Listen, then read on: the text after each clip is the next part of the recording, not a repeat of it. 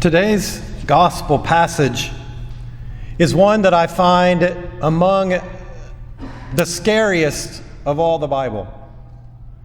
If you're not uncomfortable with what Jesus says, well, we might not be paying attention. It seems fairly straightforward. We have the rich man and the poor man, and Jesus is lifting up the poor man. But we should stop and think about, well, what exactly was the sin of the rich man? It does not say that he abused Lazarus in any way. There's no indication of mistreatment. The sin of the rich man is that he didn't notice. He didn't even pay attention. And he was held accountable for what he didn't notice. Do you get my drift? Why this is scary? We are going to be held accountable for what we should notice, but we are not seeing. That's the demand of the gospel. Jesus spends his life, his preaching, to point to those that he associates with himself, and he expects his followers to notice through the eyes of his love.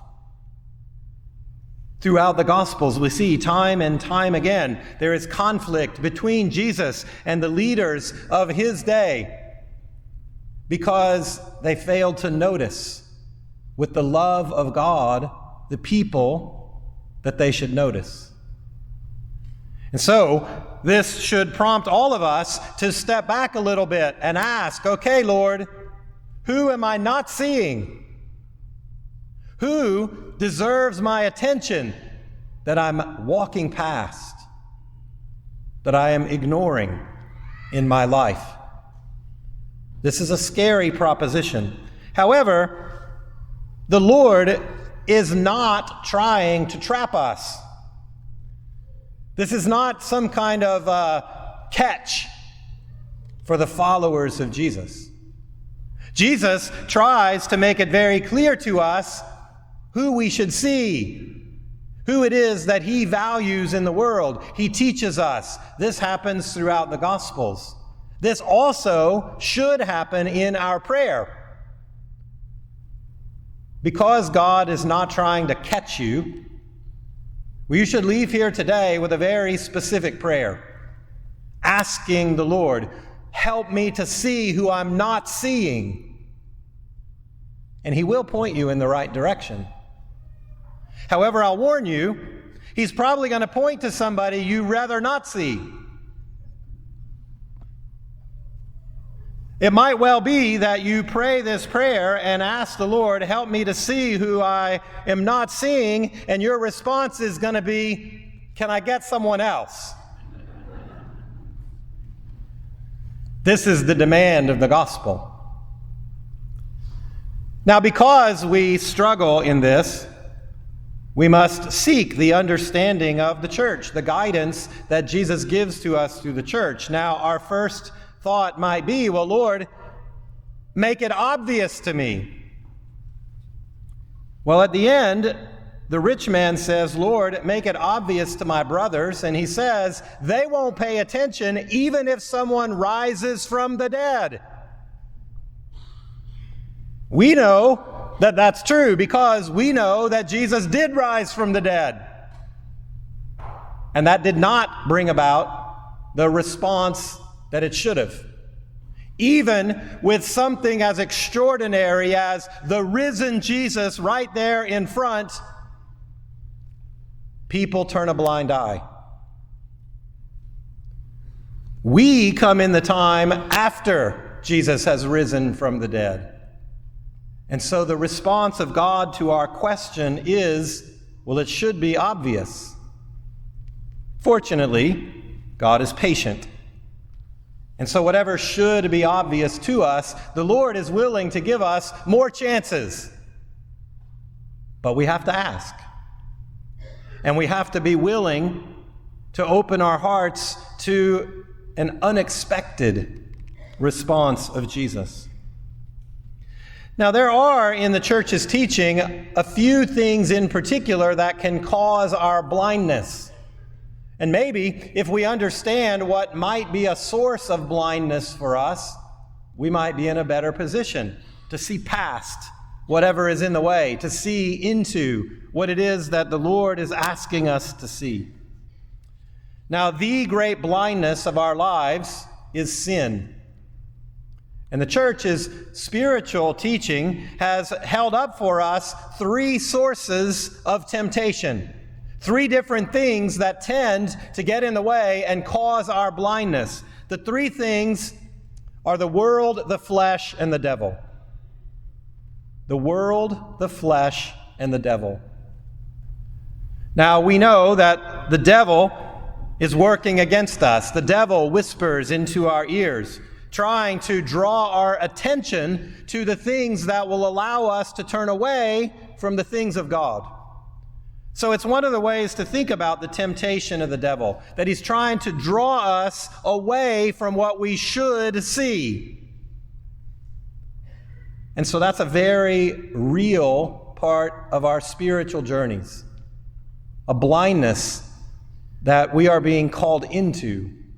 And so we have to resist that voice. We have to pay attention to that part of us that is attracted to something and ask, should I be attracted? However, we can't pin all the blame on the devil.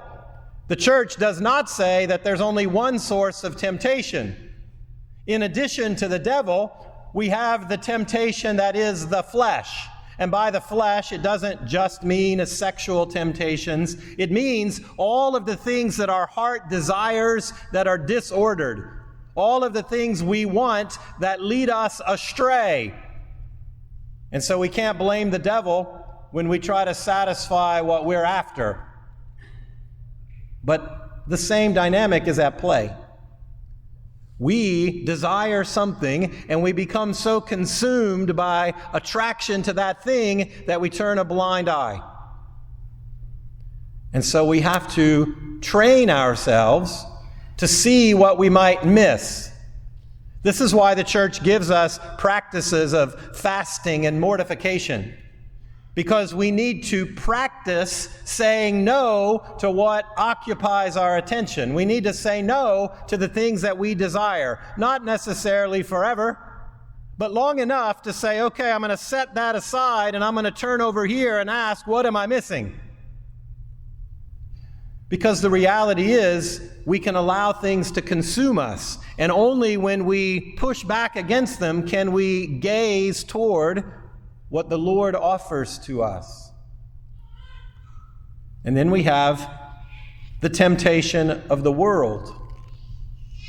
And the world's temptation comes in the form of holding up in front of us what it is that we should value. What are the things that matter most in our world? And this temptation will always lead us away from the poor. Always. Because the world will never see value in a person if that person can't produce something. Our world values whatever is productive.